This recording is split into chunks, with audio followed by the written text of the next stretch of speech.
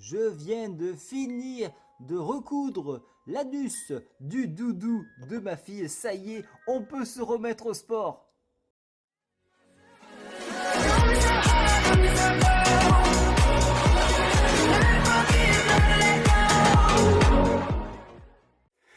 Retour des vacances et je vois que certains craquent, c'est pas normal, il faut invoquer les 4 piliers de YouTube. J'en appelle Thibaut InShape pour son dynamisme, j'en appelle Alex Levent pour ses conseils et faire de la muscu n'importe où tu sois. Mais ce n'est pas tout. J'en appelle Nassim Saïli pour ses compétences en termes d'exécution de mouvements. Et puis il y a Nico Dalam pour ses conseils scientifiques. Comptez sur eux pour ne rien lâcher. Comptez sur moi pour continuer le défi d'où je suis avec vous. Ne lâchez rien.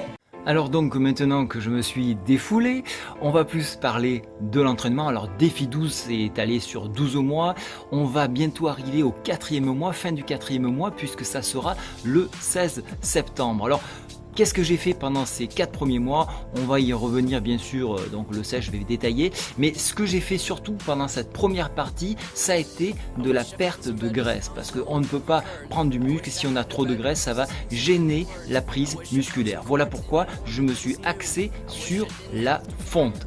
Voilà, la fonte, pas la fonte, les haltères, hein, mais la perte de graisse. Donc très important, avant d'attaquer la musculation, préparez-vous à cette perte-là pour ensuite revenir, même si vous soulevez moins, c'est pas grave.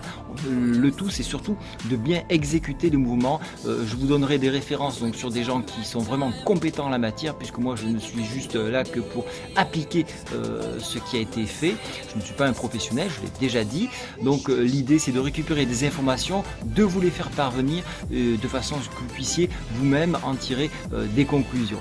Voilà, à tout de suite. Alors pour cette première partie, comme je vous l'expliquais, j'ai développé mon programme ainsi. Donc le lundi, je fais des pompes. Alors je fais faire toute une série de pompes. Alors ça c'est en lien avec le logiciel que je vous ai donc proposé en début de défi. Je vous remettrai donc à la fin de cette vidéo le lien direct pour regarder les logiciels que j'utilise.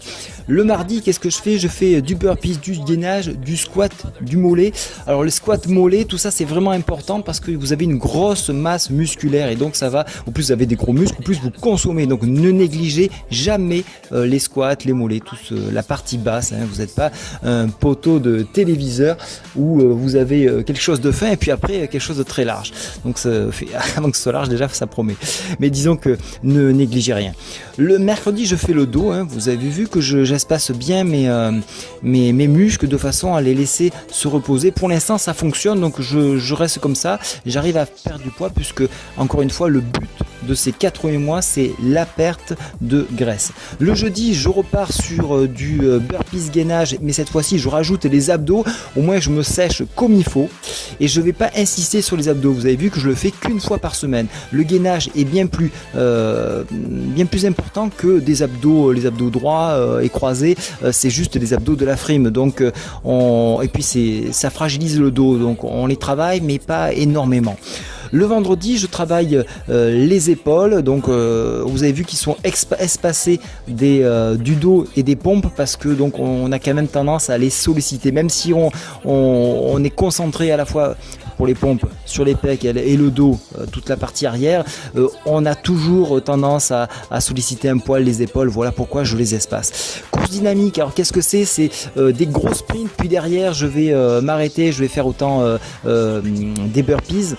Voilà, je cherche à choquer mon corps et donc je le trouble, hein, j'essaie pas de lui faire une vitesse de croisée. Alors une course dynamique peut se faire également lorsque vous avez une région vallonnée, donc ça permet de travailler beaucoup plus son cardio. Vous n'êtes pas sur de la continuité, vous ne pas rester constant sur ces courses-là. Donc un circuit qui est vraiment très petit puisqu'il fait moins de 4 km et l'idée pour moi c'est de voir si j'ai un réel progrès, puisque je travaille là aussi avec les logiciels que vous verrez donc à la fin de cette vidéo, des logiciels qui me permettent de voir si je cours plus vite ou pas. Donc j'essaie d'allonger mes pas et surtout d'éviter de taper avec le talon et plutôt taper avec la pointe. Alors quand je dis la pointe, c'est plutôt sous la voûte plantaire, voilà, de façon à préserver les articulations. C'est ce que vous devez faire si vous devez donc faire de la course.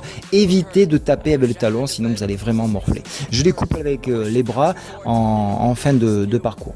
Et puis le dimanche, c'est le repos, donc là vraiment on a quand même besoin de se ressourcer pour ensuite rattaquer donc le lundi. Mes exercices ne dépassent pas les 30-35 minutes, allez je vais dire 37 minutes puisque j'avais relevé la dernière fois 37 minutes.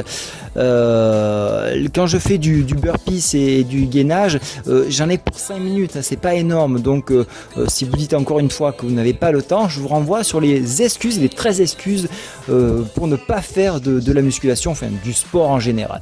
Voilà, c'est tout pour aujourd'hui et je vous retrouve pour le 16 pour faire un bilan complet de ma situation.